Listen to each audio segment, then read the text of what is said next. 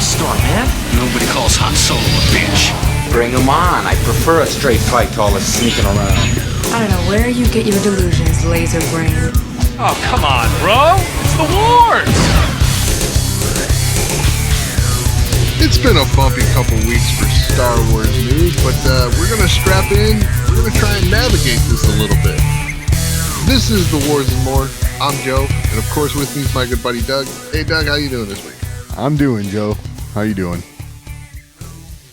Doing all right. You're just doing? Yeah, I'm just doing. Yep. Long for the ride. Yeah, that's one way to put it. It hasn't been the fun and exciting normal Star Wars weeks here, you know? Exactly. It's all bumpy. So obviously we're still talking about the Gina Carano saga, right? Right. That keeps going, and I assume it's probably going to keep going for a little bit longer. Yeah. I would have to agree with that. I don't know. It's funny because, you know, it seems like there's these lines being drawn in the sand, and it hurts me because Star Wars has always been the sort of thing that brought people together, and it just seems to be like driving people apart now. Just and it's not even really Star Wars doing it, but it's just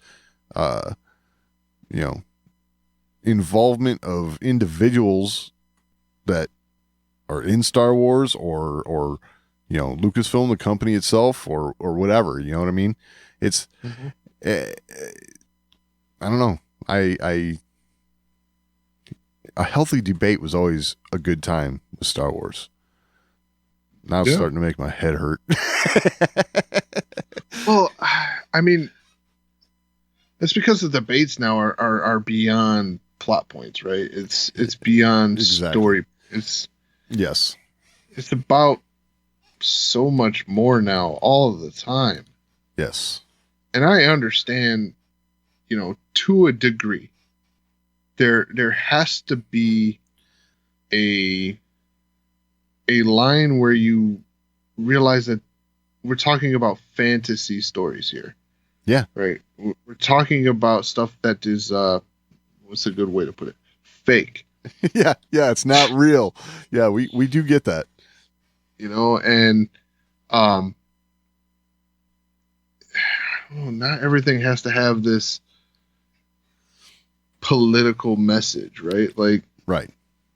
And I always hear this, well, there was always been politics in Star Wars. Yes. About a galaxy war. Far, far away. Yeah. And about war. Sure. Yeah. Star Wars. Right. Yes. Politics are inherent in war. You got to get there somehow. Yep. So, yes, there's always been politics in there. But it's not politics about every issue under the sun. Exactly. So, I don't know. It's supposed to be fantasy. It's supposed, I understand the stuff that's got to happen behind the scenes in our real world politically, right? Right. In our real world, there's changes that have to be made. Things have to be done. We have to be more inclusive. Things like that. This is all understandable. Yeah, absolutely. Do that. Yep. Exactly. Do that. Yeah. Let's make the real world better for everyone. Yeah. And then let's get back to telling a damn fantasy story. Right. This is a fantasy story. Exactly. We don't have to tell a story about what we did to make this better. No, the fantasy story. Right. That's the whole thing, right? I feel like there's not enough focus on telling the damn fantasy story. Right. That's it. Yeah. So, okay. I'm just going to ask you, did you want to get into some of this that we had or? Yeah, why not? All right. Okay. So, it's the the ongoing saga of Gina. So she was interviewed by Ben Shapiro, and she had a few things to say, just highlighted a bit about the post that ultimately got her fired. So we can listen to it, and we can, talk about it after here. And then. And I'm always so inspired by these stories. And I always wondered, like, how did that happen? You know what I mean? So when I posted that, it wasn't something that I felt like was controversial. It was something that I thought, well, maybe all of us need to ask ourselves how that happened. Because, it's important. The post never said anything about Republicans or conservatives. It doesn't say anything about that in there. It was more about, like, people tearing each other apart. And I thought it would be more of a thing where you bring people together. I was like, oh, this is like, bring people together. But now after hearing so much, and I'm actually grown through the experience of just knowing that, that's it's not fair to the Jewish community to just throw this out here so much. Like when you say the word Nazi and when you call someone a Nazi, and you need to have a little bit more respect on it. And so, like, I understand that, but it was no way in my intention. I've got every single big publication saying she's comparing conservatives and Republicans to this. And that's not really what I was doing. I was saying we as a people, because I still am very fresh to this political, spectrum. I mean, I have love for everyone. I'm not a hateful person. In fact, I go out of my way, and I have gone out of my way my entire life not to be a hateful person. So that is basically her take, her side of the story on that post in particular. Okay. So I'm going to encourage everybody to check out that interview in its entirety. There is a lot there that can help you sympathize with her, for sure, right? And that's what it's intended to do, obviously. And I will say, throughout the entirety of the interview, I felt as though she was being pretty genuine. Clearly, when you go through the whole thing, you'll see that for quite some time now, things were not going to work out between Gina Carano and Lucasfilm. So, that's pretty much that. I mean, and what we just played was basically her quote unquote side of the story, for that post. I don't know. Thoughts? I mean, I still feel the way I did last week. Uh-huh. Last episode. Yep. A little longer than last week. But yeah, last episode. I still feel that, when you are in this position, right? When you are essentially in a position where you're going to represent a company, whether you intended to do certain things or not, the hammer's going to fall. Yep. I'd like to see a little more even-handedness. I was just going to go there. I'm glad you say that. I don't necessarily have a problem with Lucasfilm's decision here. You know what I mean? Uh-huh. It's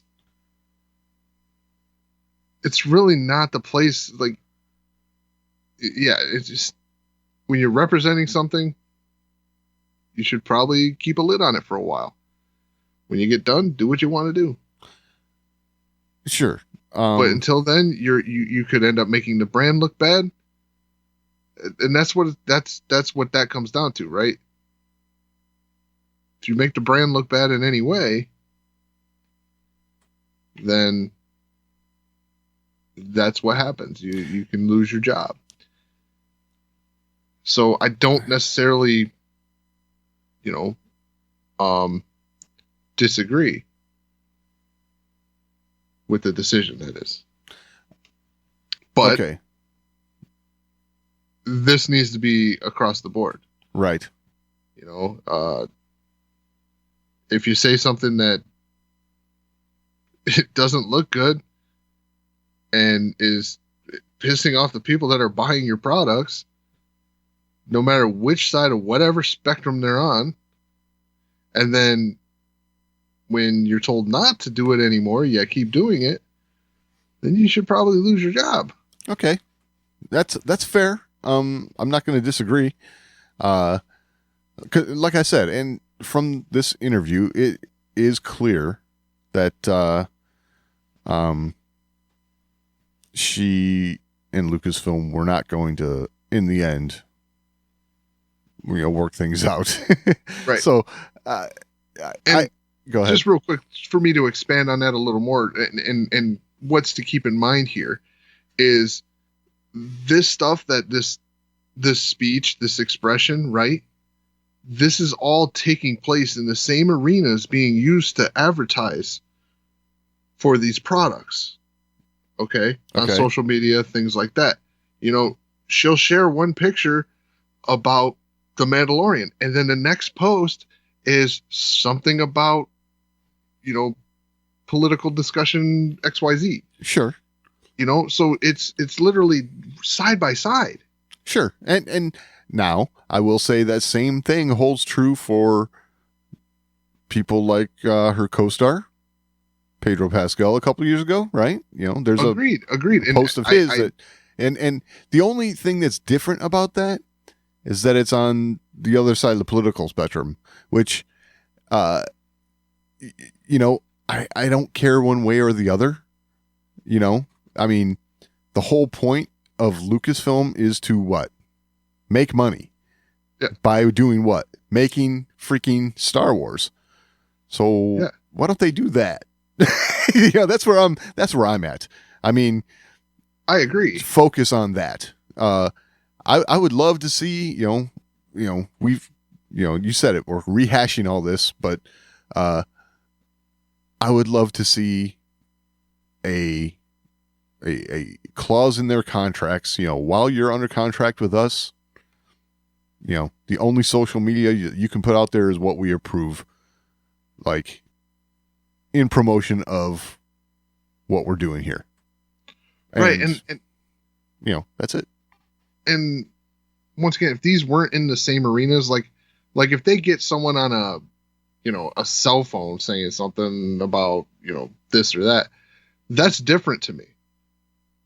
They weren't doing it in, the advertising arena. You know what I'm saying? They didn't do it with a Star Wars poster in their hand saying, "Hey, watch my movie. And by the way, this," Yeah. That's basically what happened on Twitter. There is you see Star Wars post X and political post Y, Sure. And they're side by side, literally as you're scrolling through the timeline. It's Star Wars political, Star Wars political, Star Wars. Let me ask you this, Joe. If let's just say, for instance, these large media companies started to implement something like for anything having to do with the company, for instance, Lucasfilm, you have another account, at Gina _Lucasfilm. And then anything pertaining to the company in promotion or, it was a great day on set post, whatever, that goes there. Anything else you want to say? Put it over there. I mean, would that help? would it help as far as like people getting mad and screaming about it? No. Right. But would it help in my eyes as far as separating what they're doing in their personal lives and what is associated with the brand? Yes. And your personal thing that you have going on, don't put your job in there. Don't put nothing in there. Right. Don't share posts from your other account. Right. You know, it has to be completely separate. You have to live two separate lives there. Anything that could associate with the brand is where it becomes a problem. I think, yeah, that's my thought on it. Yeah, but that's just my thought. I mean, no, I agree. I mean, everyone can disagree. If we want to hold everybody to this standard that you just don't say anything bad, you don't say anything controversial, I mean, you're gonna run out of people real fast. Yes, therein lies the problem. I mean, because you said, don't say anything bad. By what standard? You know, right. Because this is something that changes with the wind. You know, I hate to say it. There's always this back and forth thing going on. You know, certain people will gain powerful positions and view things one way, and 10 years down the road, it changes. I mean, I am old enough to see things go back and forth, and you know, to see people losing jobs and things like that over this kind of thing, it sucks. But I don't know. I'll say is, since this interview came out, and I watched it in its entirety, I feel like she was genuine with where she was coming from for the most part. And, I guess she's just moving on. Apparently she's going to be doing some work with Shapiro. So, wish her all the best. Hopefully that goes well. I wish Lucasfilm as a company had a policy that held everyone to the same standards, yeah, everyone should sign a shut your damn mouth clause. Yes. On their contract, right, while they're working on a project. Exactly. Yes, because you think about behind the scenes, and I could be way off on this, but who knows? If you're Jon Favreau and you've got Cara Dune written into a couple episodes in season 3, well, now you're either thinking, okay, either recast or rewrite. Now you got to scramble. It doesn't make things easier. You know what I'm saying? No. And we should want, the creatives to have, all the tools at their disposal that they would need to tell these stories for us. Because, that's what this is all about. I've said it a million times. I'm a story guy. I love it. I love the stories from Star Wars. And you can debate, like you said, plot points, whatever. This kind of stuff just doesn't lend itself to, I don't know, a good time with Star Wars. No.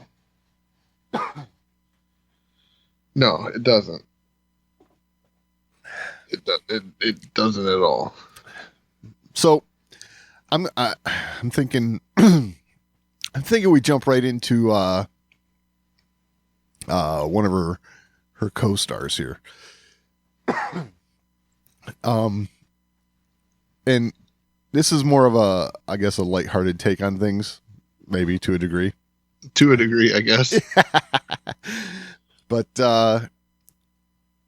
this was Bill Burr on the Bill Burt podcast, and they had a guest of Joe DeRosa on, and they were kind of talking about this situation. But if you're in that industry, you might you might feel a certain way now, and have this on the back of their mind. I don't know what the fuck it is. I mean, I'm on that show now. I got to watch what the fuck I say. Yeah, I know. I'm just. Yeah, I'm a fan of that show. Everybody. What show is she on? What show is she on? The Mandalorian. The Star Wars, yeah. But they canceled her action figure. That's how deep cancel culture is. They canceled her action figure. It's like, let the action figure come out. I don't understand. Did she ever pony up to you, Bill? I'm like, Bill, I got a few ideas I think that you'll like. No, she was an absolute sweetheart. Yeah. Super nice fucking person, and whatever. And somehow someone will take this video and they'll make me say something else and, try to get rid of my bald action figure. Well, you have an action figure? Yeah, no. Do you have an action figure? No. No, you nerds. Oh, if you get one, dude, I'm buying it. See, I like at least the fact that they can have a lighthearted discussion about all that. That's but that's comedians for you, right? Yeah, I mean,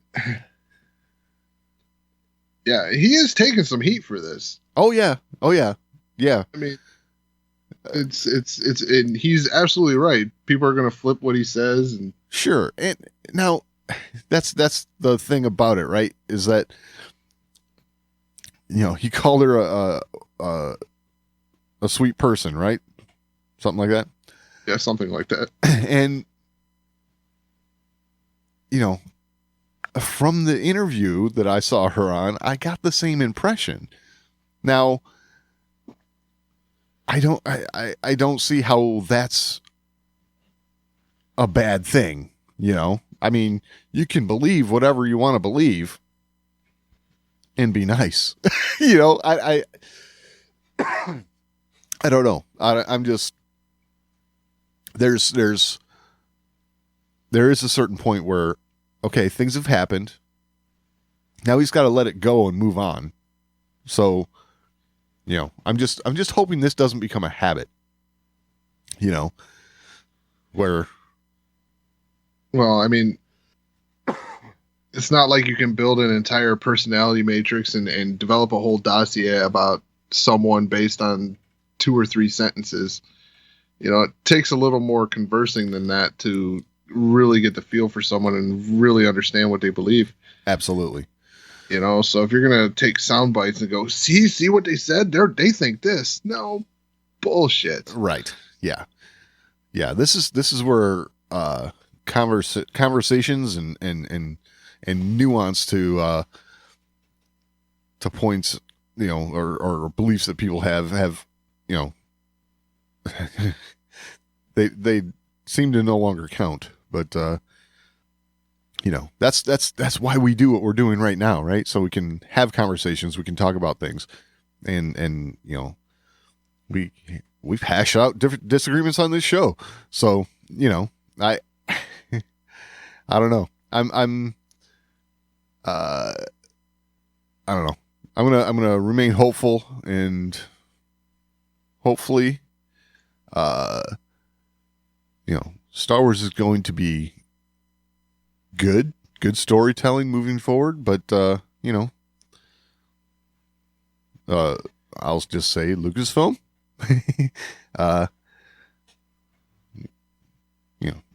Just try and keep it all in check, I guess, Yeah, it wouldn't be a bad plan. Have something to add to the conversation? Or you just want to let us know how we're doing? Email us, show@thewarsandmore.com. That's the best place to get in on the action.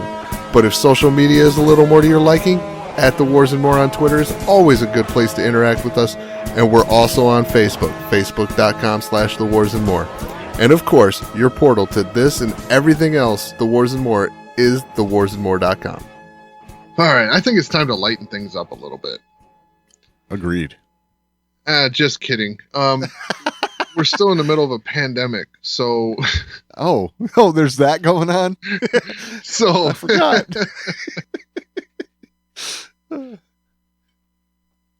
Oh yeah. So there's some convention cancellations. Ah, yes. San Diego Comic-Con. Not a full cancellation, but the in-person event will not happen. There will instead be a, San Diego Comic-Con home or whatever they're calling it. It's a virtual event. Okay. It's a virtual event. So that's kind of what they did last year, right? I mean, yes. Okay. Yes. Yeah. I would imagine this year it would probably be a little better because, a little more preparation. Sure. Yeah. Last year with all these sort of things, if they still went on kind of virtually, everyone was kind of scrambling to put something together, right? So, trying to figure it out.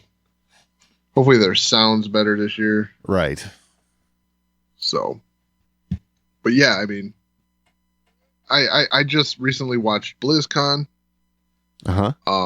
It obviously lost a lot, right? Like it's a virtual event. Sure.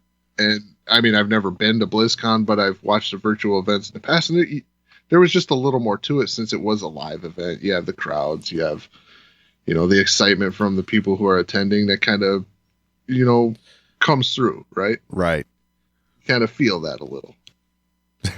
Do you think they're gonna pipe in the canned audience noise for these events like they do the sports, like football games and stuff? Well, they did it for BlizzCon, but I wouldn't be surprised if San Diego did that. I can see it. I mean, it lends video something board to with it. like people sitting at their desks in little squares. Right. Yep. Got that mosaic of people up on the screen. Yeah. It's one big Zoom call. Hey, whatever it takes, right? We gotta work through this thing until it's all over. So, yeah, I mean, yeah, this is what we got to do now, right? This is the foreseeable future. This is the way it is, and we got to live with it, right? But at the same time, the show must go on. We got to do stuff. We just got to do stuff in a little different manner. Yeah. So, because and we got to do this because we want to be done with this, right? We want to be on the other side. Oh, that's for sure. So, yeah. Along with San Diego Comic-Con, E3 has also canceled its in-person event. Now, there is no news yet on whether it's going to have a virtual event, which is odd because it seems like the one you would. Yeah, absolutely. It seems like that. Yeah, they would be more geared towards this than anyone else. Yeah, I mean, it's literally all virtual content. Right. Wow. So now, okay.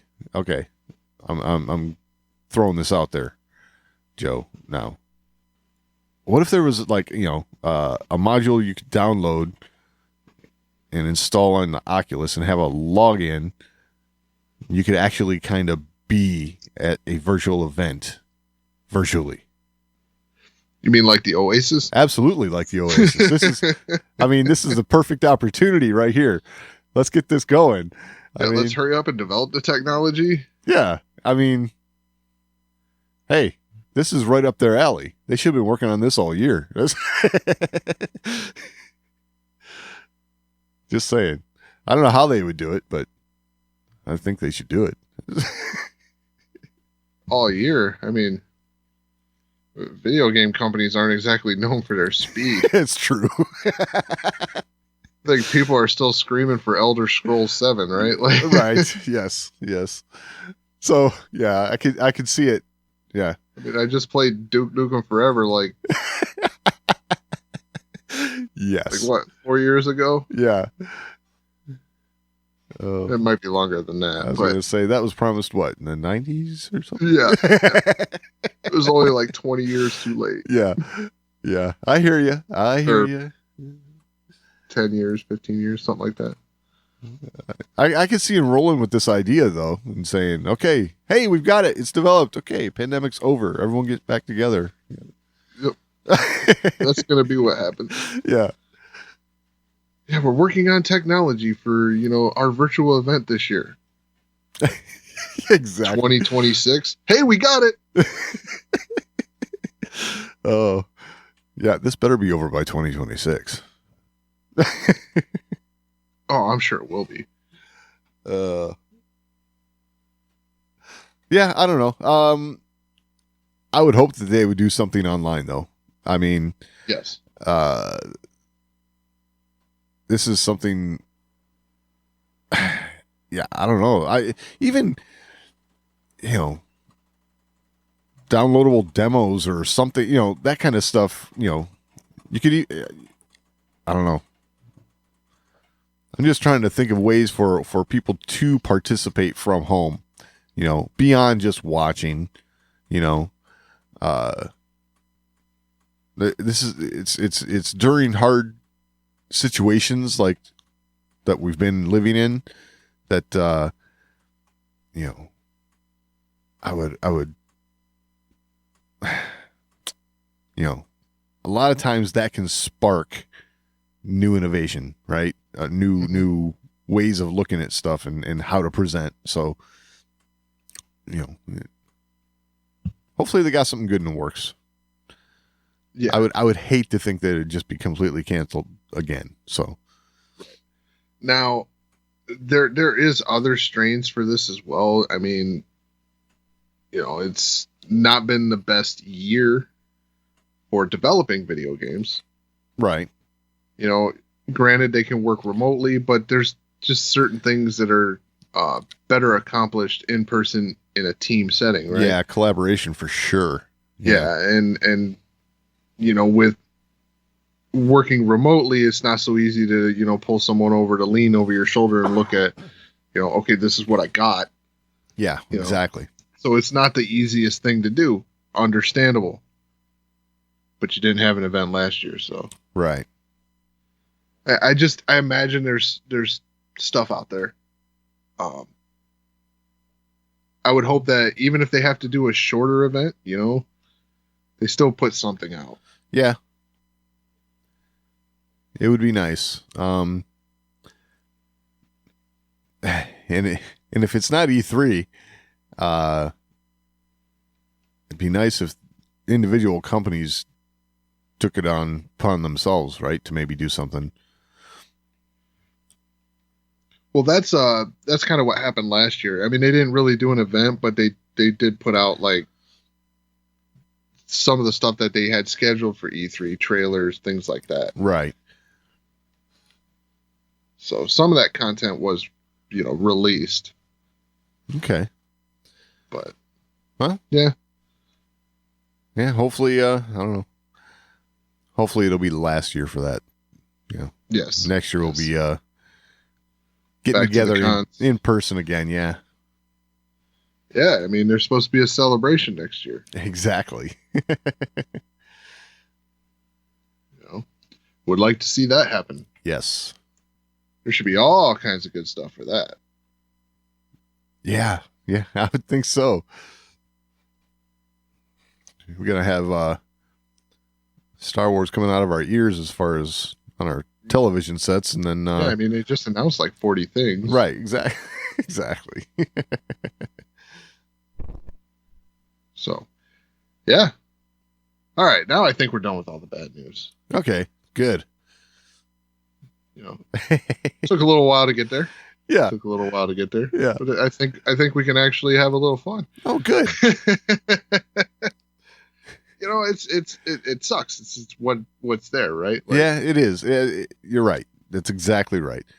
But, hey, we're trying to, wade our way through that so we can get to the good stuff, right? Yeah. All right. So Katie Sackhoff made some comments about Pre-Vizsla coming to live action and her desire to see that. Right. So not that Pre-Vizsla is coming to live action, that she desired to see Pre Vizsla in live action. Yeah. Got to think about structure, Joe. Structure. So it's an interesting thought. Huh? Yeah, it was during Topps WinterCon. Okay, right. So apparently some stuff's happening. Yeah. But yeah, it's an interesting thought because she says, I think I would love to see some stuff with Pre Vizsla.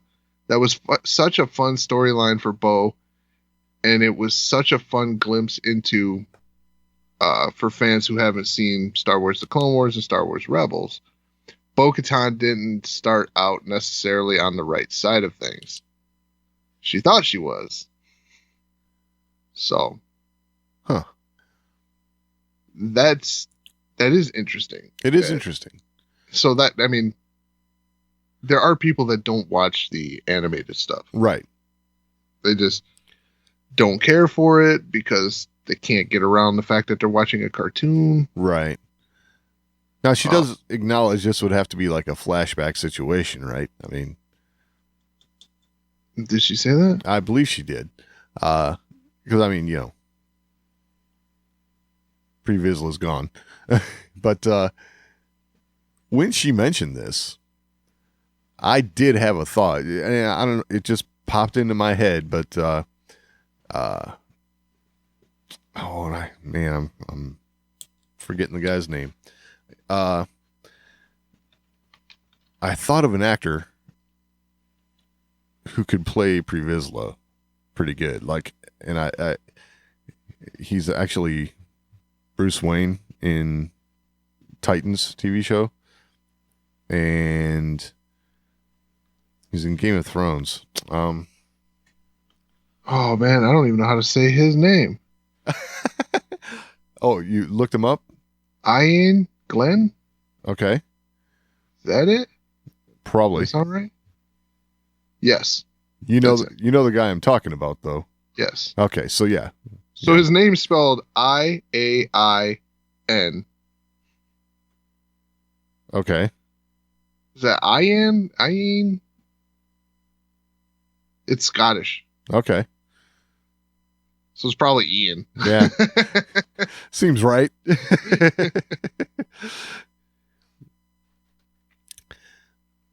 But yes, I could see that. Yeah. I for some reason, he's the guy who popped into my head to play, you know, Pre Vizsla as he pulls his helmet off, right? Got a similar look, you know, a little gruff, like, and you know, if something like that were to happen, you know, a flashback sequence showing how Bo-Katan became who she is today, you know, I could see him playing the role. And, you know, clearly that's all speculation on my part, but it seems like it would fit. No, I like that. That's a good good actor for that, I think. Yeah, I like that. I like that. Yeah. Yeah, And it is a storyline I'd like to see them do in live action, even a flashback sequence. Just, right. Just Now, kind of touch on that for, you know, for Bo-Katan. right. Because that is very important in her character arc. Yes, absolutely. You know, and our introduction to her in live action and what we've seen subsequently, it doesn't really give you a whole lot, you know. I mean, you understand she's a warrior, she knows what she's doing, she's got this cause, but you know, you could really sink your teeth into a little deeper backstory for sure. Yeah, it would definitely help with her explaining to Din about the negative sides of zealotry. Right. Because that was their mindset, right? It was a purity thing. Yes. So he's so dead set in that religion, in that, you know, practicing the way it should be practiced, and she could really explain the damage that could cause. Yeah, he was all about the Mandalorian warrior, right? I mean, so yeah, I mean, Pre Vizsla would be an excellent leader for Din's group, right? Like, yeah, absolutely. Really, in comparison, they're very similar to Death Watch, right? So yeah, for sure. I don't know. I dig it. I doubt she would say anything like that if she actually knew that was happening, because that would be kind of like a Lucasfilm no. But yeah, you don't talk about stuff you actually know. Exactly. So I don't really foresee this happening, but it's a good idea. So, I'd be on board. And we also know that they are not afraid to do the flashback thing now. So, we've seen it a handful of times in Star Wars now, and it's worked. So,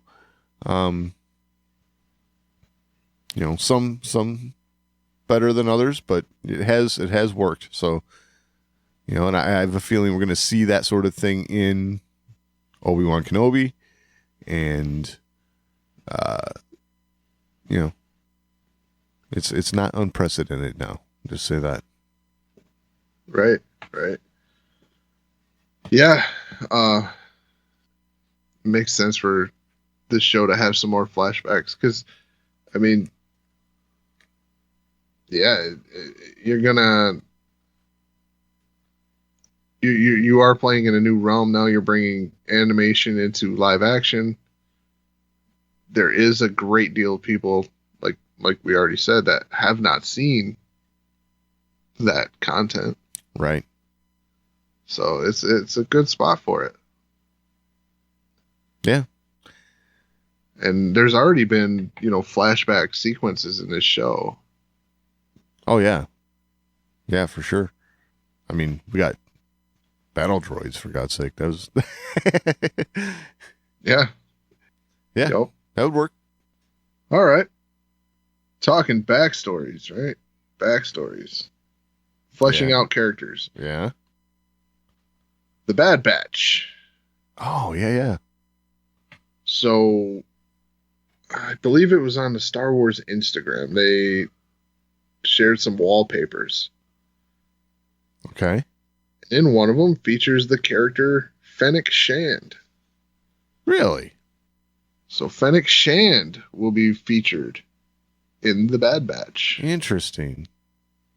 Wow, I did not see this. So, is there any is this like a just a pose character poster, or like like an action sequence maybe?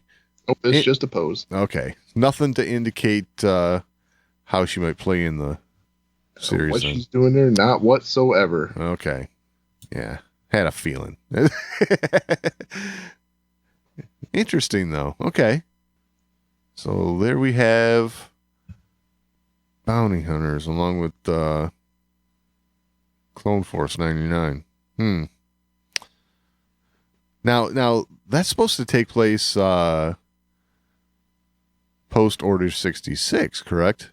Yep. So about 30 years before The Mandalorian. Right. Interesting. I didn't really get the impression that she was that old. Right. Huh. So, wow, actually, I stand corrected. I didn't realize Ming-Na Wen was 57. Oh, you got to be kidding me. No. Oh, wow. Yeah, I had no clue. Huh. I just clicked through again just to make sure I was looking at the right person. Okay, well, I guess it works then. But dang, she looks good. So timeline works. Yeah. Okay. All right. So yeah, this is cool because this is a character I really like, though. Oh yeah, for sure. Really excited to see some backstory because it's an interesting character. Definitely. This could be like maybe some man. You know where my head's going. The bounty hunters. You got Boba Fett. Maybe she's met Boba Fett before. Maybe Cad Bane. A lot of the stuff that we've seen in the Clone Wars before. I could see being rehashed a little bit.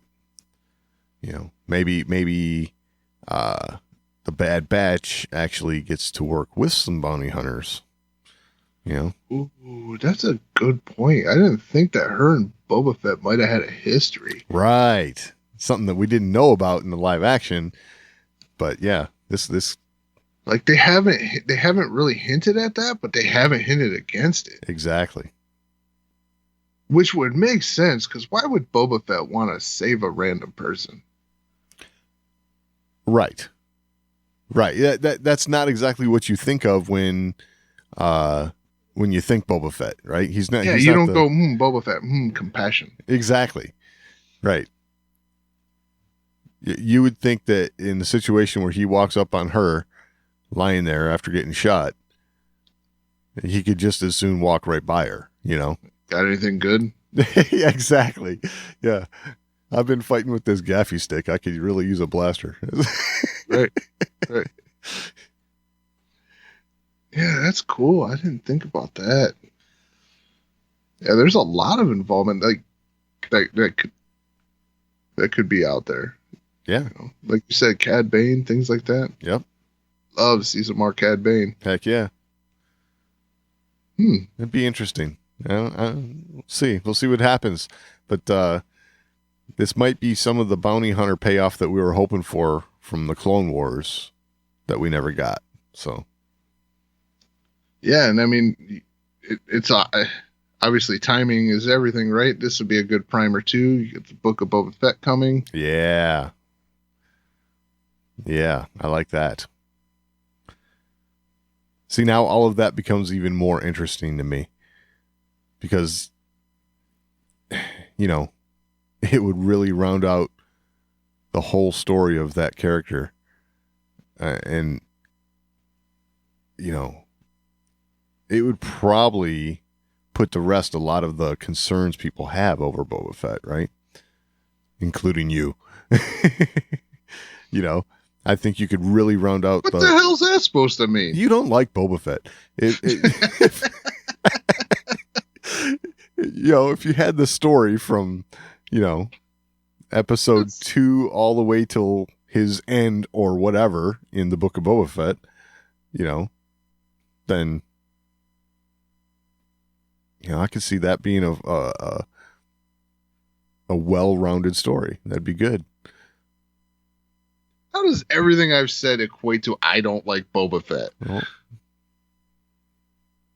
I don't know. You don't like Boba Fett.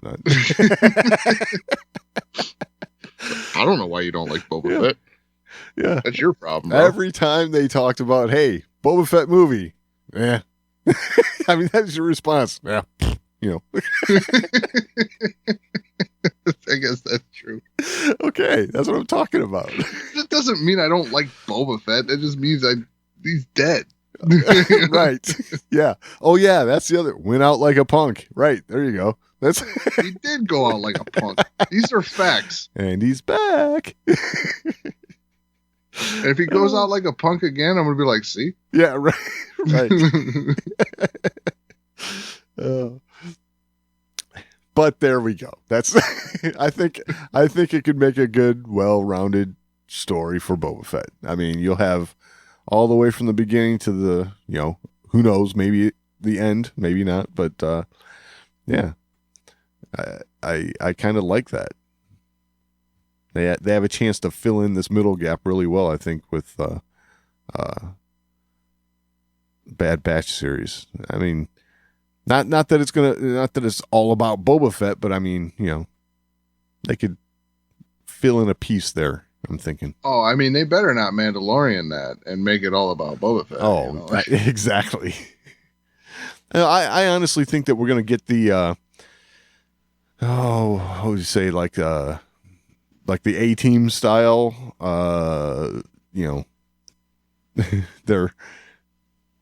they go from system to system, helping out people in need, kind of thing. I will say that though, I don't want to see a just slew of guest appearances, right? Right. Like, this is my complaint from season 2 of The Mandalorian, is it never seemed to focus on the Mandalorian and that story. It was, it's Ahsoka Tano, it's Boba Fett, it's Luke Skywalker. It's, yeah. I don't want to see this become a thing. Well, because if it goes forward, like The Mandalorian goes forward and it tells that story, this is like, okay, that was cool. They use it's a launch pad. I get it. Right.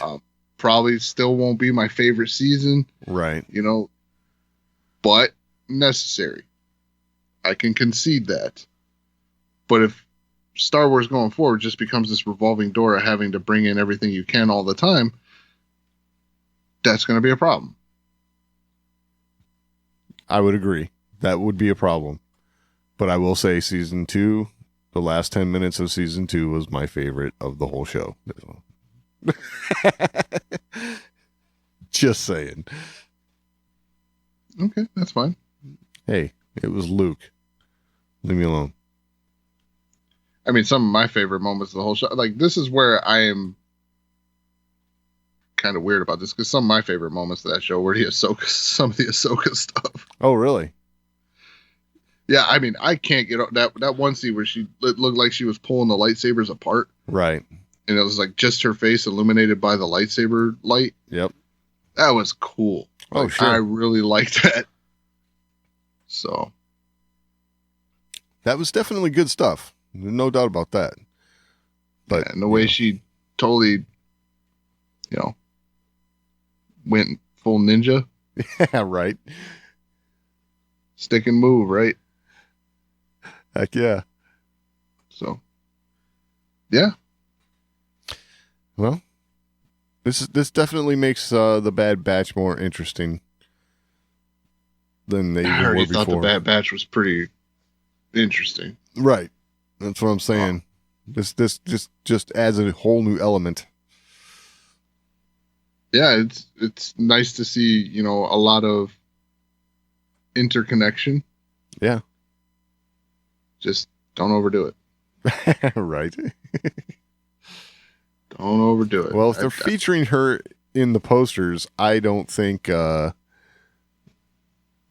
it's necessarily going to be like a one-off cameo role or something like that. No. But, I mean, this is a character. It's unfair for me to say that, because this is a character that doesn't really fall in that category of, like, guest appearances. Right.